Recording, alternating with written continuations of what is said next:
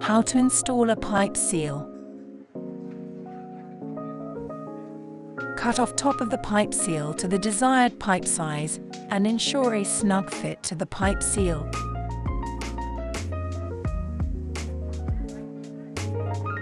Position pipe seal.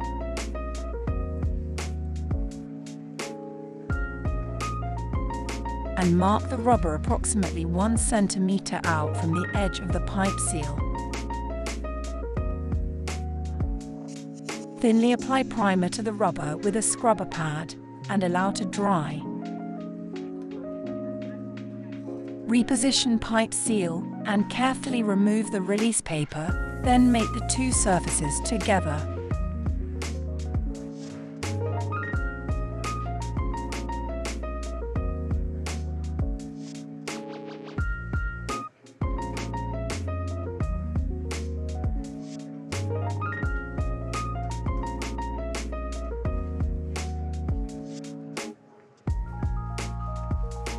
Thoroughly roller for a really professional finish.